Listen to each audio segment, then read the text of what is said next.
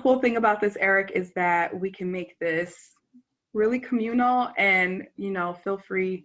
You'll have plenty of opportunity to kind of ask your own questions for us too, and things like that. Well, thank you for joining us, Eric. Welcome to our presentation. So you were attending Mythbusters, How to Navigate Crisis and Build a Network of Support. And we are representing the Office of the Dean of Students, but we also will be talking about the Center for Student Assistance and Advocacy. And here to share this information with you is our team. So my name is Amber Miller. I'm one of the Assistant Deans of Students. And then I will send it off to my other teammates. And my name is Paige Gardner, pronoun she, her, and I'm an Assistant Dean for Care Services, or a Care Case Manager. And hello, we know each other from SGLC. Nice to see you, Eric. Lester Manzano, he, him, his. I'm the Associate Dean of Students. Great to see you here. Perfect. Eric, would you like to introduce yourself? I'm Eric. I use he, him pronouns. I know Lester. I'm a student senator with SGLC. Anything else? I'm a senior majoring in environmental policy. Yeah. And what maybe drew you to this session? I'm not sure about the crisis part, but the building a network of support, I think, is really important to me. So I'd love to learn more about that. Love it, love it. Okay, well, perfect. We will definitely give you that information today. All right. So the first thing we were going to do, Beyonce is my favorite person in the world. And it's been all about Black is King this summer and fall.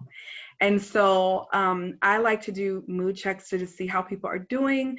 And a big part of my practice as an assistant dean is to encourage students to be their full selves when they enter into spaces. Same thing for when you're in classroom settings or student leadership roles and things like that. It's hard to separate the personal from the professional or the academic or whatever that might be. So I want us to start sharing today, like, where we're coming into the space. And there were so many moments in Black is King that I loved, that inspired me, that I thought this would be a really cool mood check. And I do this as a adjunct faculty with my class, where I ask, like, are people coming to the space feeling balanced, right? You know, things are working well in life and you've managed to strike that balance. Are you coming in feeling playful and energetic? Are you feeling activated and charged? There's so much happening in our world surrounding us. Sometimes we're just activated and wanting to kind of get to work and make change happen. Some of us might be reflective with everything happening. We might be in a space of just needing to be in touch with ourselves and or spend more time to ourselves, and that is completely fine too. And then last but not least, this is actually where I tend to find myself right now, but emotionally charged, which is either you're, you know, experiencing the height of your emotions or the depths of your emotions. So that could be that you are emotionally well, but then also it can mean that emotionally you might be feeling sad or a little melancholy, whatever that might be. But all of those feelings are welcomed in the space. And so given that we are a small group, like even as facilitators, we will do this mood check as well of just like, where are you today? And I'm happy with role modeling that, but would love to hear from us where we're at. So for me, I said emotionally charged. I think that I've been a little overwhelmed and like trying to find the balance, and I can't quite get there. And so there are times when I'm feeling good, and then there's times when I'm a little frazzled or a little low, right? And so that is okay in my work. I bring that with me and am able to show up in my whole self. So that's where I'm at right now. Anybody else like to share? I would say that I'm working on becoming balanced. I think that working from home and also working from campus, I'm trying to find that workflow, since that is a new experience for all of us, you know, kind of splitting our time. So in general, I feel like I'm a balanced individual, and, you know, this semester has, you know, challenged that, and I am, you know, still working on it. Love it. For me right now, in terms of kind of how I'm coming into this space, I would pick reflective. in terms of the work that we're doing and the new context that we're in. It's given me pause to just really think about how we're supporting our students and kind of how we're coming into different spaces to do the work that we're doing at the university. Love it. And Eric? I'm leaning, well, I'm between balanced and reflective. Yeah, I'm involved with a lot of advocacy and activism, so I spend a lot of time reflecting. But for me, it's important to stay balanced, doing the work that I care about and taking care of myself. I appreciate that. All right, so now we all know where we're at. We get to be our true selves in this space. We have some slides. There's some interaction here and also an easy way to get an idea of what we do here on campus. So, yeah. So just to give a brief overview of the Office of the Dean of Students, and I'll let the team kind of introduce the work that we do. In case you're not familiar, the Office of the Dean of Students is located in the Dana Student Center on the 3rd floor. Like all of our students are part of academic colleges and they have an academic dean's office. As the Dean of Students office, we oversee a lot of the work related to student life and engagement on the university. And there are specific areas that we support students through. And so I'll have the team kind of introduce some of those different areas where students get support from the Office of the Dean of Students. Awesome. So again, I'm Amber. I'm the Assistant Dean of Students and Behavioral Concerns Team Case Manager. And so Paige will share a little bit more about what she does as the Care Case Manager, but I primarily work with students in crisis, often who are dealing with mental health concerns. And my job is to make sure that they are connected to the right resources and that they are safe and that they know that they have a person of support, you know, to walk with them through their crisis. And I'm here, you know, to support students while there are students at Loyola. So just because a crisis happens one semester doesn't mean that I'm not here for students, you know, in further semesters. Yeah, and for me, Care Case Manager, you know, I work with students on complex personal concerns. So those things can look like family emergencies, issues to financial concerns, housing, food insecurities, social adjustment, social emotional adjustment, and trying to find community on campus. And one thing that all three of us have in common is that we're very connected. So it's about helping students kind of make that connection to the right resources on campus. So that's what I do with Care. Yeah. And then a third area that our office works on is supporting students in terms of equity concerns. And so we work closely with the Office for Equity and Compliance and support students who have experienced sexual misconduct or discrimination. And so those students who have experienced those are referred to us, and we provide supportive measures and ways to get them connected to different resources on campus, as also as working with them to figure out what decisions they want to make regarding resolution for any of those concerns. And so if it's going through a formal investigation with the Office for Equity and Compliance, we as the Office of the Dean of Students are there to support students and get them connected to those processes that are in place.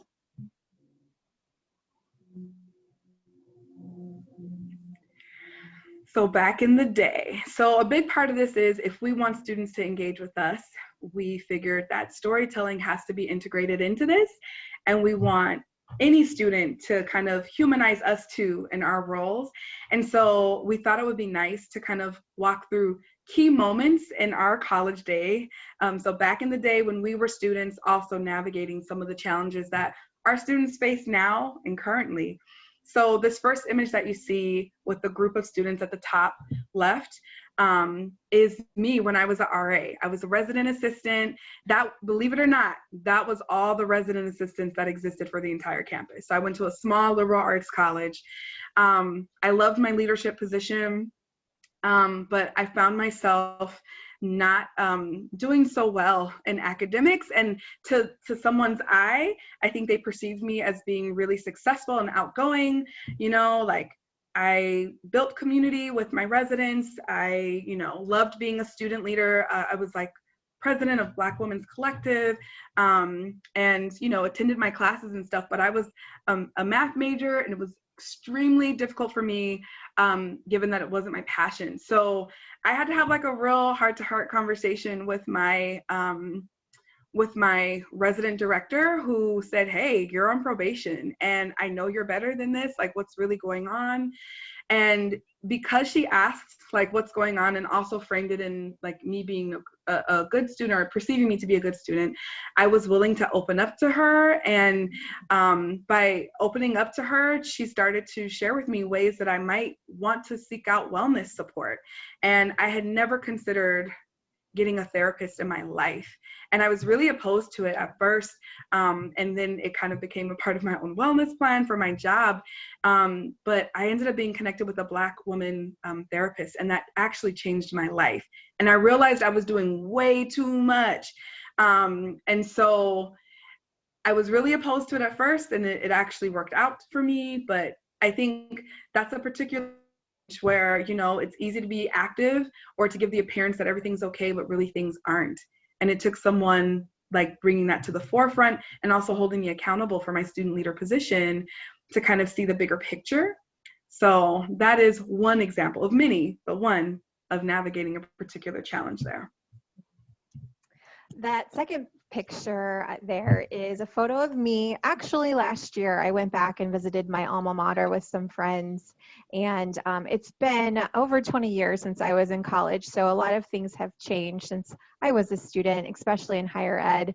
But one of my memories that sticks out is I entered as a freshman student in the honors program, and was a classic overachiever and thought I would just ace the program, and really found it to be far more challenging than anticipated.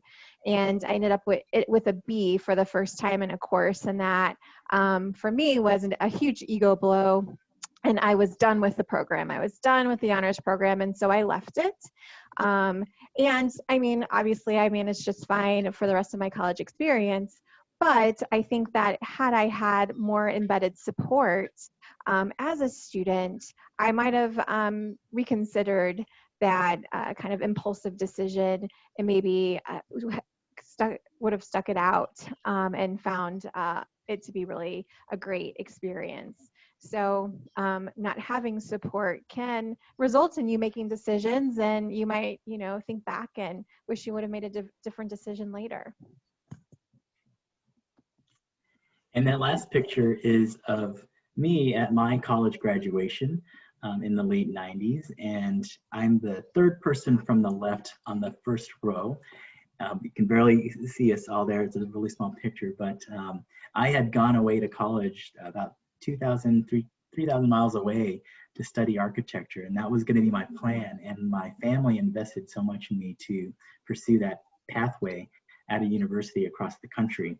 And so when I had my own discernment process of choosing a career, I found out that in my first couple of years, I wasn't interested in architecture as a career, even though my family had invested in me going through that process of traveling across the country to study at the university.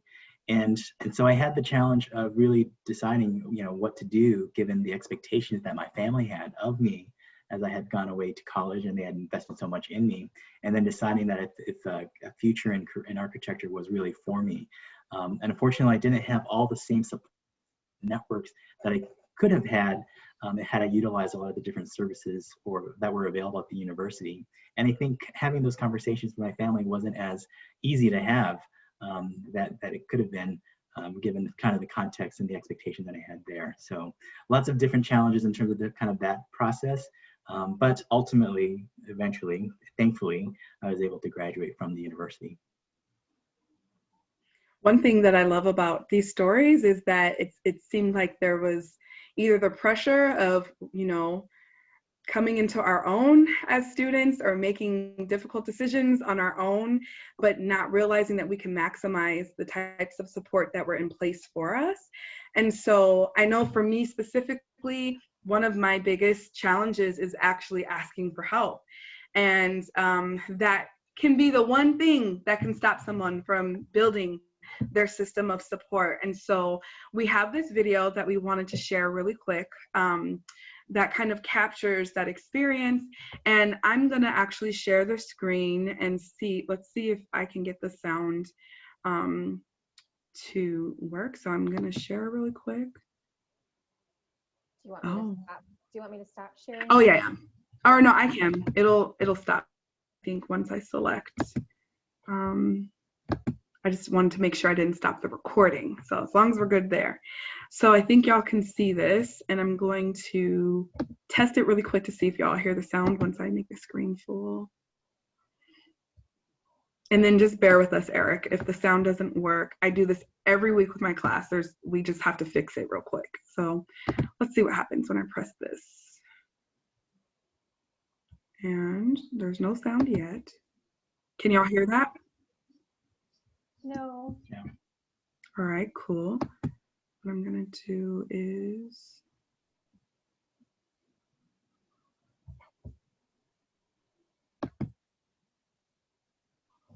did the screen change for you all, or do I need to share the screen again? It's going to YouTube. Can y'all hear that? I hear something.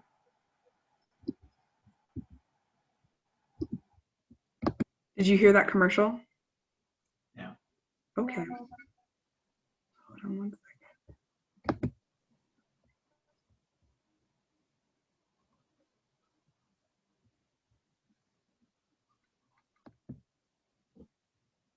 All I gotta do is just go here and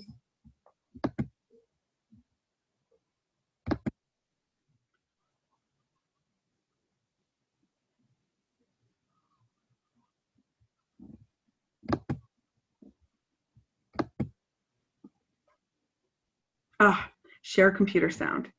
Found it. We did everything except for the real thing we were supposed to do. So sorry about that, y'all. We tried to test this, Eric, before you came on, but all right, here we go. So you should be able to hear it now. Can you see the screen at least? Yes. Yes. Okay, cool. So it'll pop on in 2 seconds. I remember this one time I'm talking to a friend and he said to me, "I can't believe that you were depressed because you're always smiling." So for the rest of that day, I was like, I can't believe he said that. Then I was like, he's right. I was always smiling. My hair was always done. My outfits were always cute. I don't know why I paused. That's just who I was. So when depression came in college, I wasn't able to identify what was going on. All I knew was that when I left my house, I would never show what was going on, and that hurt me more than I could imagine. So let me tell you a quick story. I come from a huge family, and I'm the youngest, and I was the first to go out of state for college. So I found myself calling my mom all the time because I was so used to being with her. So one day I'm on the phone with my mom when my sister at home with her jokingly says on the phone, "You're always on the phone with mom, get a life." I remember hanging up the phone and I was beyond devastated. I cried my eyes out. And this small joke, this ha-ha moment, broke my heart because it emphasized the pain that no one knew I felt. And that was the beginning of me learning that I had to ask for help. And so I want to share with you all today how asking for help can free you from depression. Now, I had struggled and suffered and really wasn't that good with vulnerability my entire life. And like I said, I came from a huge household. So I learned how to put on a front so I didn't seem like a punk, and that unhealthy habit of repressing my emotions and trying to be strong all the time transferred into my adulthood. And I was going through it during college, but junior year was like the worst year by far. I lost my financial aid, and I remember running all over campus trying to figure out a way I could stay in school. And if that wasn't enough, I worked the worst job at a Nordstrom Rack store in the shoe department. And I promise you guys, if one more person were to drop a shoe in front of me, it was gonna be a fight. So one day, in the name of self-care, I finished my shift, went on home, and blocked them on my phone, and never went back. But who can pay rent with no job? So there I was, jobless, schoolless, and hopeless. Not only did I have to move back home, I had to take a semester off and even transfer schools. And when I was first at home, I didn't have a job, so all I would hear was, when are you going to get a job? When are you going to get a job? And all I wanted to say was, when are you going to leave me alone? And I hated running into people who barely knew me because the only question they had to ask was, how's school going? And all I wanted to say was, mind your business. Let's just say I wasn't the nicest girl back then. But one day, I decided to ask myself, what if I said something? Would I see a change? So after years of being this independent and strong person, the 4 words I had been lying about time after time finally poured out. I am not okay. And what a relief it is when the thing that scares you the most is the same thing that can save you. Now, I didn't just wake up with all the courage in the world to show someone my dark side, but I took the proper steps necessary for me. And I started with these small words that I like to call conversation starters. 3 words. I am sad.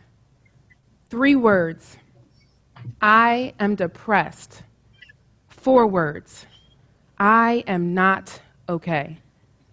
And I started with these small words not because I knew what would come afterwards, no pun intended, but because they allowed me to acknowledge my situation and to spark a conversation. Now, I won't tell you to go screaming from the rooftops that you're suffering from depression and anxiety, because you have to understand that not everybody cares. But once you lock in the right people, the ones who will listen to your heart and your pain, who won't dismiss your emotions and tell you to get over it, the ones who can bring you back down during an anxiety attack because you weren't sure how you did at that test at school or that project at work is really challenging you, and you're struggling to maintain a good relationship with your friends because you can barely keep your head on straight. The people who know you're suffering but won't treat you like a dying patient. Once you lock in the right people, the road can only get brighter. So we wanted to share that video because, again, oftentimes, and I am just now coming off of being a student, like just got the PhD fresh off of the program. And I had to go through this process all over again of striking the balance between work and school, checking in with myself, utilizing the resources that I have access to. And it was scary to ask for help, but when voicing those concerns, when setting boundaries or communicating my needs with the people that I work with, things tended to get better for me. And so we're gonna kind of talk about some of those things that might stop us from seeking out help, and also kind of get students to get an idea of how DOS can be a part of that support system. And so we're gonna move to the next slide, and I believe Amber's gonna bring back up the screen. Oh, I didn't do that. I thought I did. Sorry about that. No worries. Hold on. I'm in a completely different place. Where are we? All right. Sorry about that. Okay, here we go.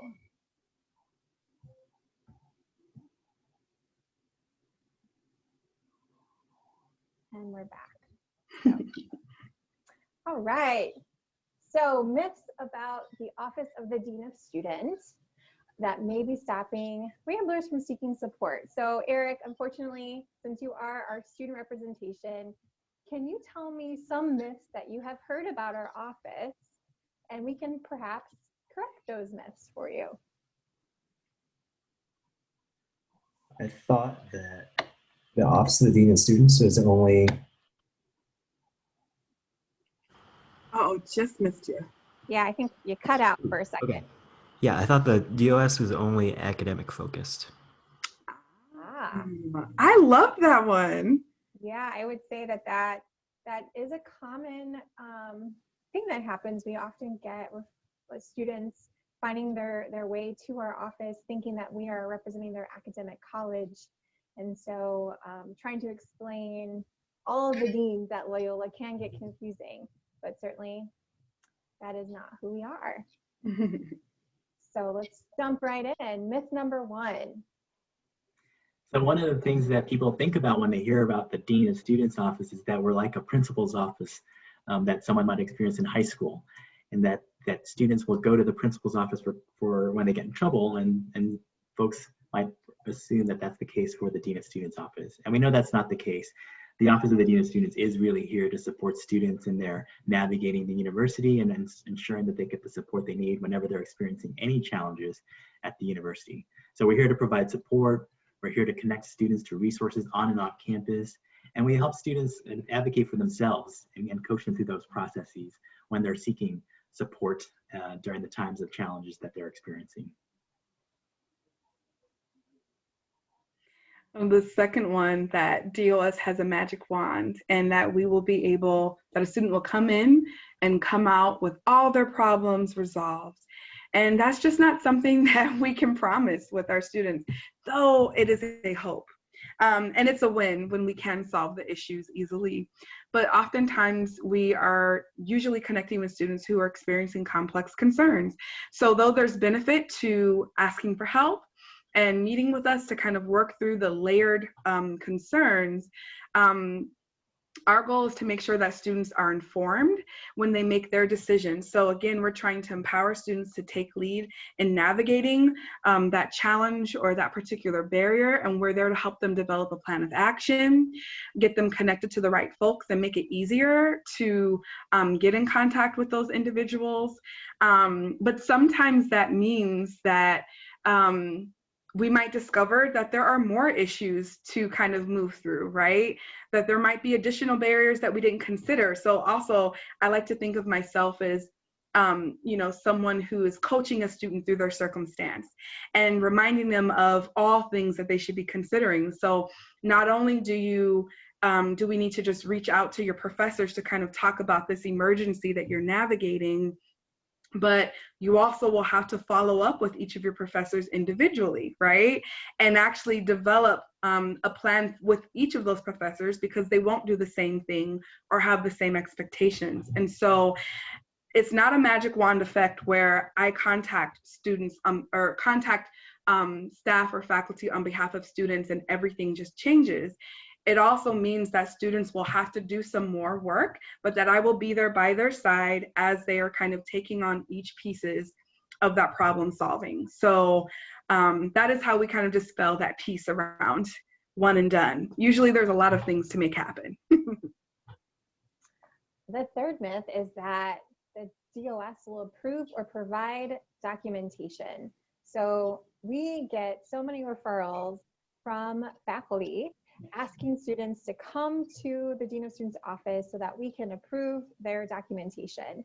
And we do not have, as Paige pointed out, a magic wand that just tells us this is legitimate. So your professors can look at that documentation themselves and decide if that documentation is appropriate or not. If you are a student who's seeking additional academic accommodations, we can certainly advise you as to where to secure those formal accommodations and what kind of documentation you might need for those accommodations.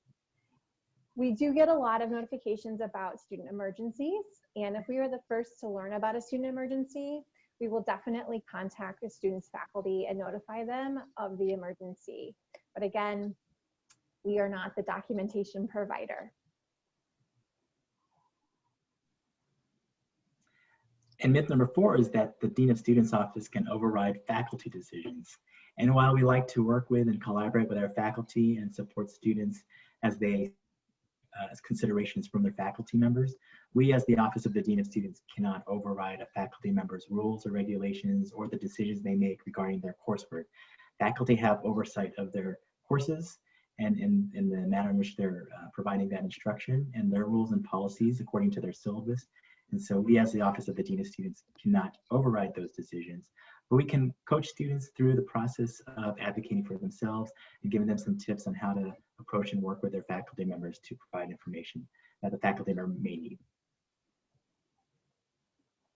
And our last myth is the Office of the Dean of Students cannot pay for a student's tuition. And so we are really positioned to help students navigate their financial crisis. And we really work to connect students to the right place if they're facing financial challenges. And so there are some routes that we can take. one of our first steps would be to work with financial aid to see if a student qualifies for submitting a special circumstances appeal. So if there's been a change in someone's financial history, that might warrant additional financial aid. And so the Loyola Commitment is an entity within the financial aid office that provides tuition assistance.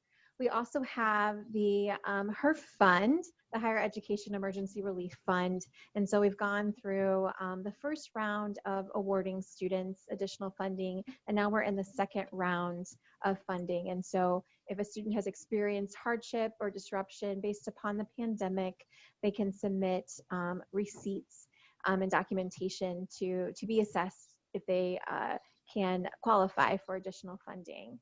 And then finally, if all financial avenues have been exhausted, the Office of the Dean of Students, it does have a hardship fund, and a student can submit a care report on their own behalf, and we'll tell you a little bit more about those care referrals, or they can be referred by someone to our office, and we can explore that as an option. And it's a one-time small financial award, and typically we're talking about support for groceries, support for transportation, things like that.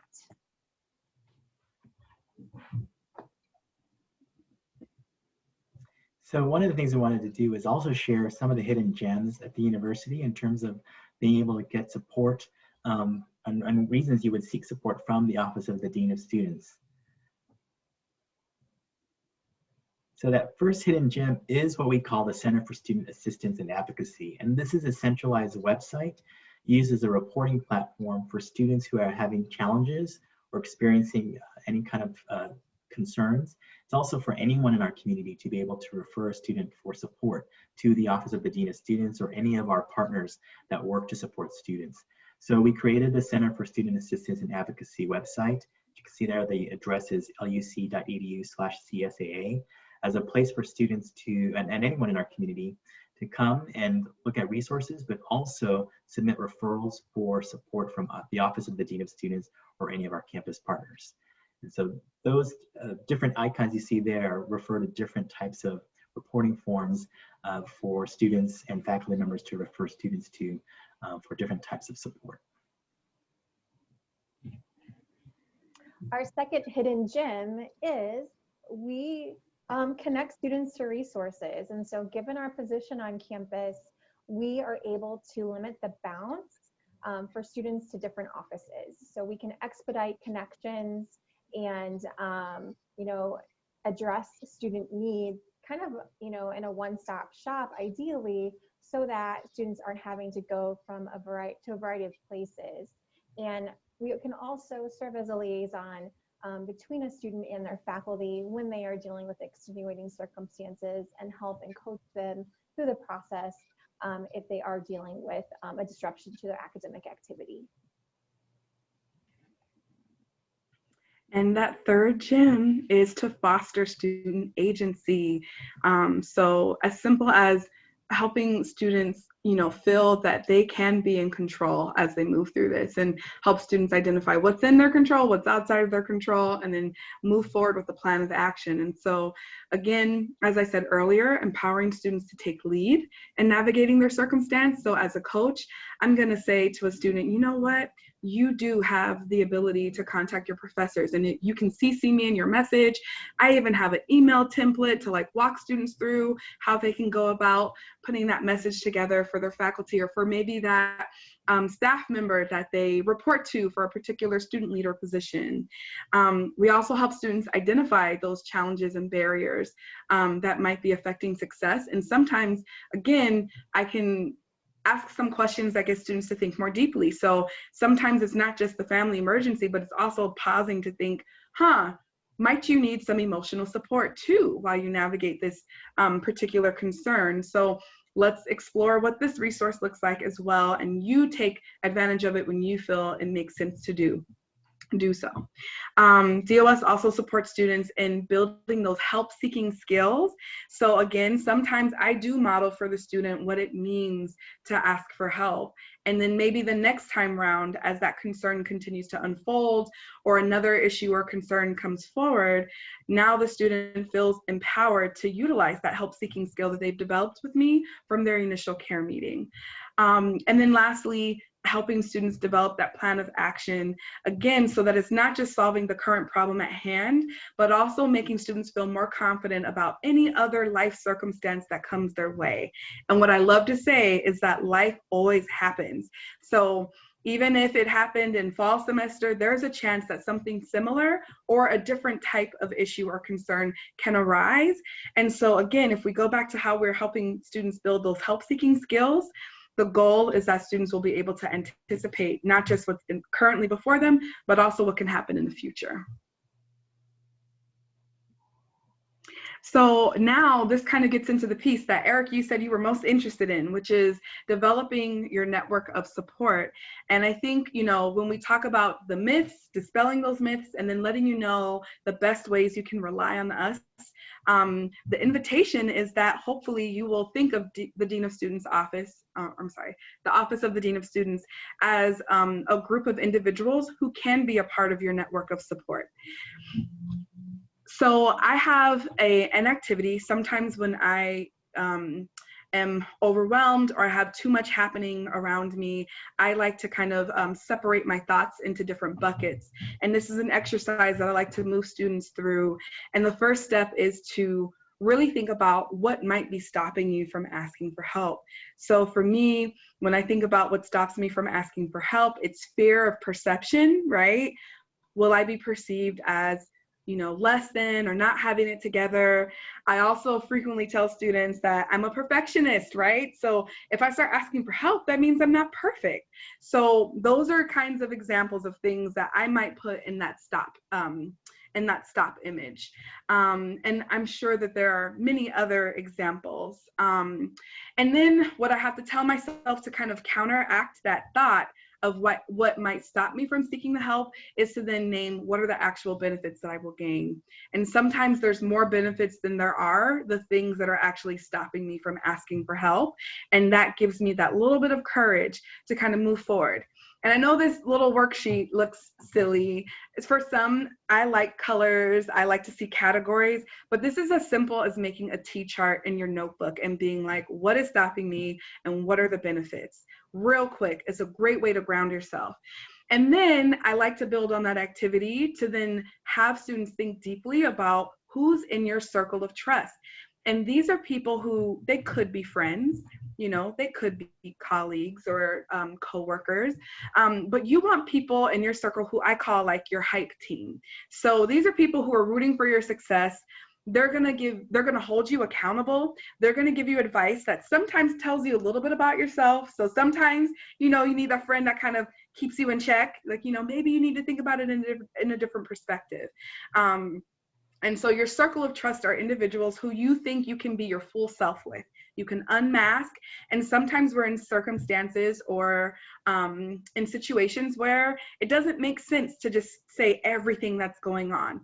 But if we have at least one person in our corner, one person who we trust to be our full selves with, that's going to help us, you know, build the confidence and kind of seeking out the right resources and or taking that courageous step to address the concern. So it's always nice to have that circle of trust. And sometimes that could be one of us, or it could be a supervisor, a coworker, things of that nature, sometimes faculty. But then the fourth piece is then naming those types of resources that might be of interest to you. So I think, again, going back to my story, when I was a college student, I was deathly afraid of seeking mental health support. And so, but if I were to do this exercise, hopefully I would get to this place of naming, it wasn't called the Wellness Center, it was called CAPS, I can't even remember what the acronym is for anymore, but the equivalent of the Wellness Center. That would be a resource that I would put in terms of where I can find that support. For other students, it might be care services, so that you can work with someone like me or my colleagues to kind of coach you up on the best ways to kind of make that solving those particular issues or concerns. And so again, I love utilizing this exercise or activity to kind of build out your network, because sometimes if we stay with our thoughts, right, it becomes harder to kind of figure out how to move through it. So I love this reflective exercise. And that's my little tip. When you're thinking about building your network of support, it's, what Paige was talking about, identifying those who trust, really thinking about, who those people are.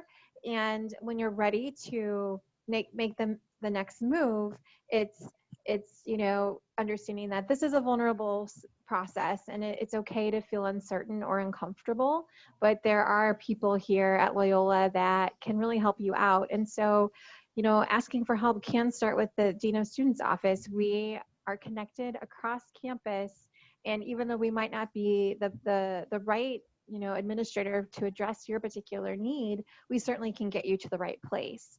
And so we are often like the gatekeepers, because we have so much information, and like I said, it's easy for us to get you connected if you need to be elsewhere in solving your particular issue.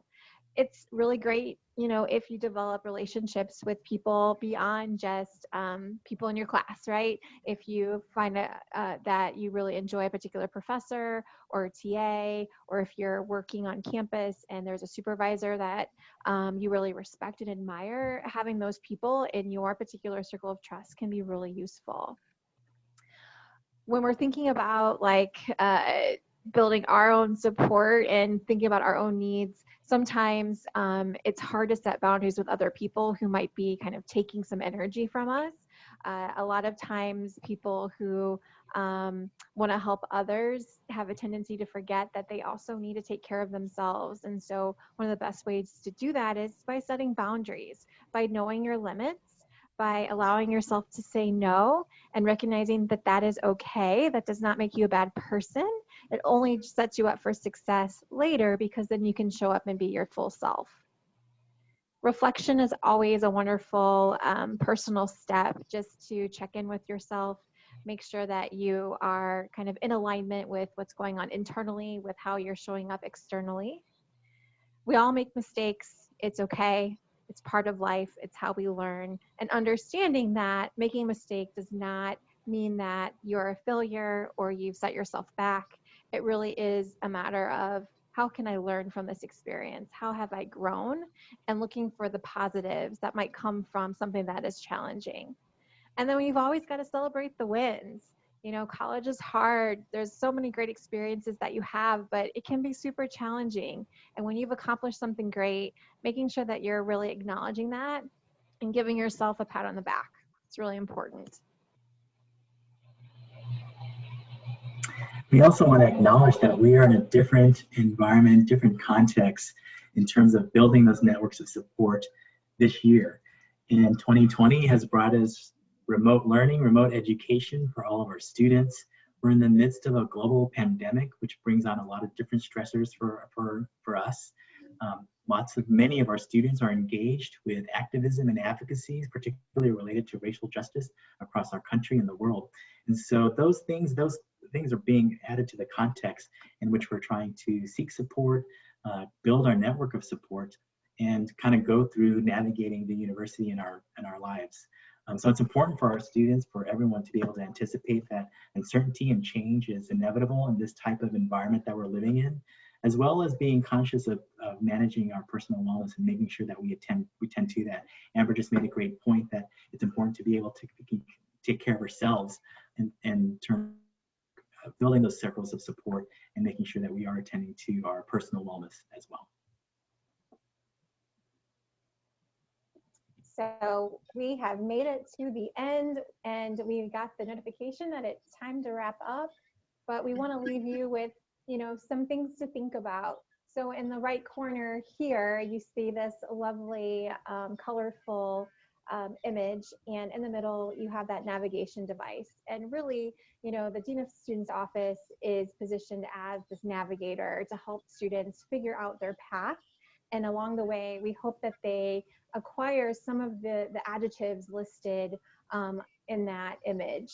And so we're really hoping to equip students with the ability to take care of their needs as they progress through college, and instill in them, some empowerment along the way. With that said, go forth and set the world on fire. No, I like this quote at the top. Like, you can be smart, strong-willed, resilient, and still ask for help. So that is what we want you to walk away with today. And hopefully you feel a little inspired about setting up your own network of support.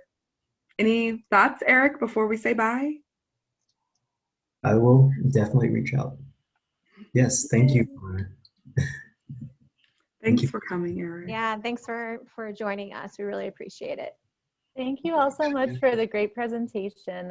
This will be posted on our website soon so that other students can get a lot out of it as well. So, and thank you all so much for being here with us today. Have a great rest of the day. Thank you. Thank you. Bye. Bye. Bye, everybody.